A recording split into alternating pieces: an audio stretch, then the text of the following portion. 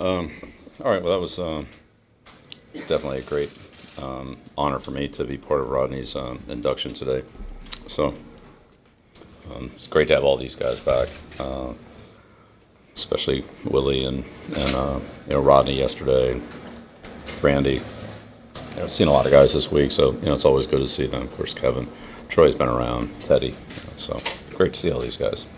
From our standpoint, just trying to string some days together here. This is our fifth day in practice with the whole group, so we're gaining on things. Still got a long way to go, and start to work in a little bit of situational football.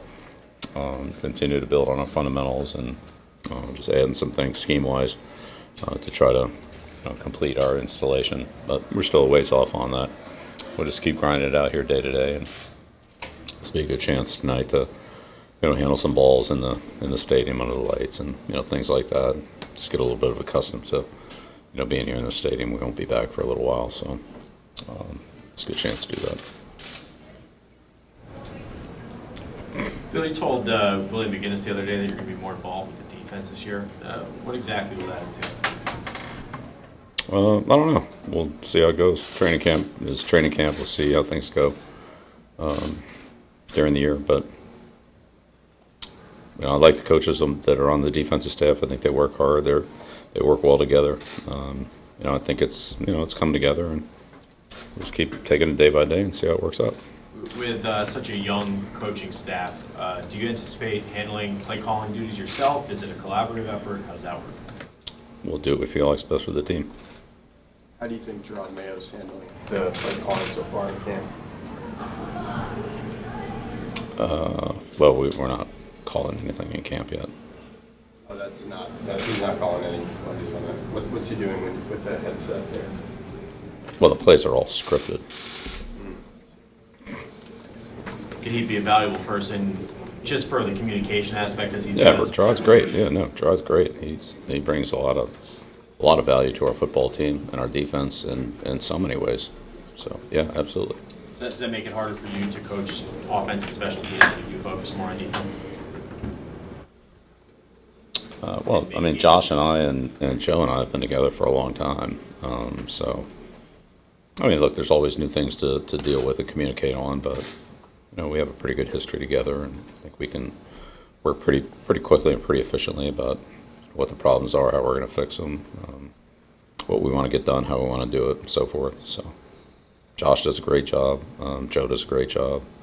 I mean, honestly, I can let them do what they need to do. They don't really need me. They're pretty self-sufficient. But in terms of tying it all together, we communicate regularly and try to do what's best for the team.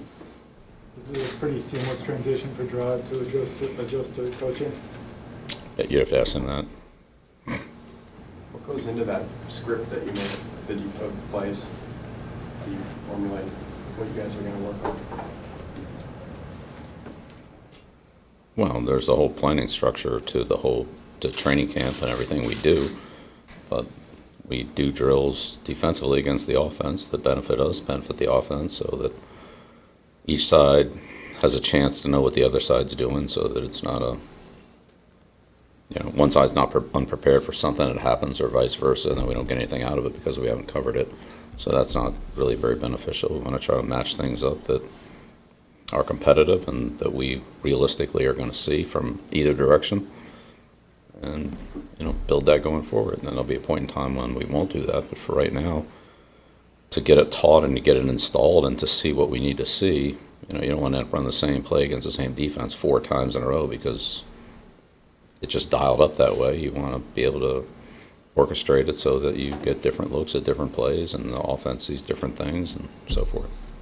I've seen Rodney Harrison get a lot of targets, a lot of catches so far dating back to the spring. Have you seen him in this round of the offense, and what have you seen from him? Yeah, he's a smart guy. He's learned well.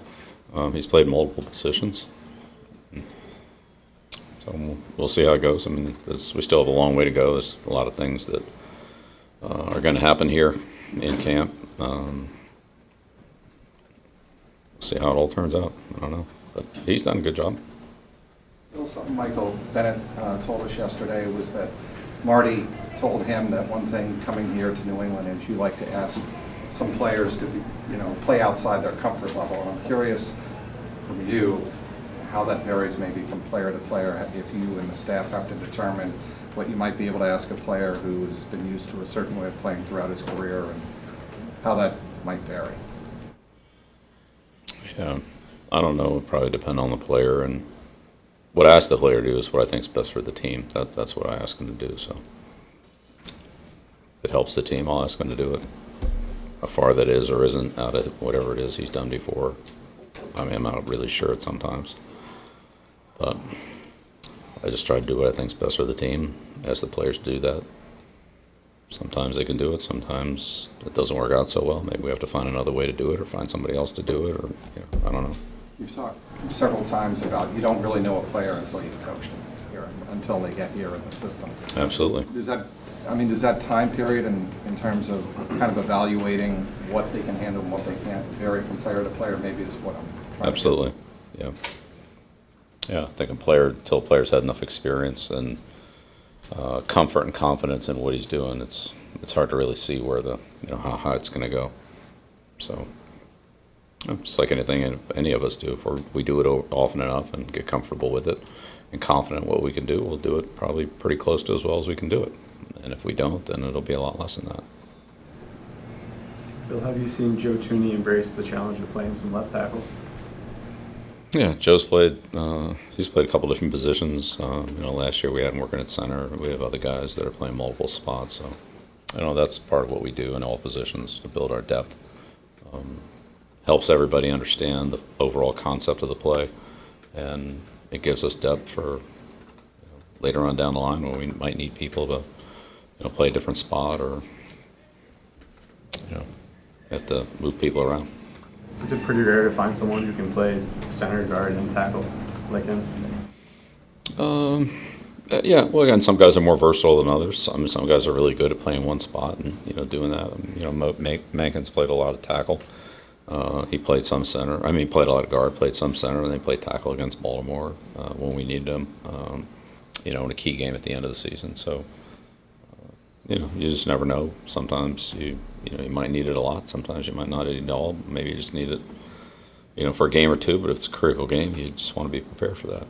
If you only have 8 linemen at the game, sometimes 7 linemen active for the game, you got to have guys that can play multiple spots. So that's very important at that position. You can't have 5 right tackles, 5 right guards, 5 center.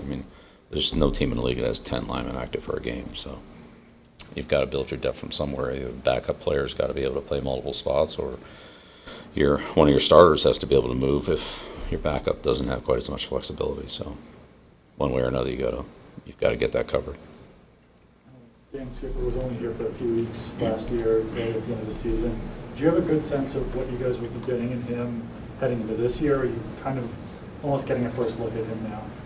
Yeah, he was only here for a couple of weeks. He came, I want to say, the week before our first playoff game against the Chargers. So a couple weeks of practice. But Dan works hard. He has some experience in the league, and certainly had a good opportunity to learn our system a little bit last year, and then was here really regularly when the season was over and into the off-season program. So he got off to a good start there. Has built on that. So he's competing well. We'll see how it goes. He'll get a good opportunity. He's earned that. He's put himself in position to compete. So we'll see how it goes. Obviously, you want length at offensive tackle. How much does his, unusual length give him, at that position? It's similar to Solder. I think both guys are around 6'9". Take your final question. You get a fine? Yeah, What would that be? Do you guys have that? Do you guys have a fine system? You just let it go? Whatever you do. How much Yeah. do you recommend? Yeah, donation to the Jimmy Fund or something like that. Yeah. How does the field look out there in terms of the sod, the grass? Have you taken a look at it before? On the game field? Yes. Yeah. Well, it's a soccer field. So. What do you have you been impressed by Joe Judge's ability to jump between receivers and special teams? Seems like he's got a lot of work on his hands. Yeah, Joe's a really good coach. Joe does a good job. He's smart. He played quarterback. He played offense, so he has a good offensive background. There are a lot of defensive principles in special teams. He's a good defensive coach, teaching those fundamentals and techniques in the kicking game, but they would carry over to defense. So Joe could probably coach any position on the field.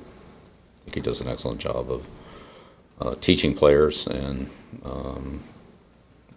he thinks quickly. The game comes easy to him, and he understands concepts and adjustments and fundamental techniques. So it's a mark of a good coach. I would definitely put him in that category.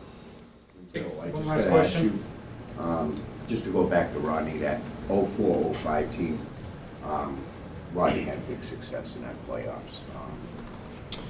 He was probably a big leader on, especially in the postseason that year. Yeah, he and Willie. I mean, if you're looking for great playoff games, those two guys, they played great football all the time, but they played their best in the playoff games. So, yep. Sorry, go ahead. No, I was just gonna say, about Rodney, you always classify him as playing in the big moments. And that must have been gratifying for him because he broke his arm the year before that, in the Super Bowl. Yeah. Yeah, absolutely.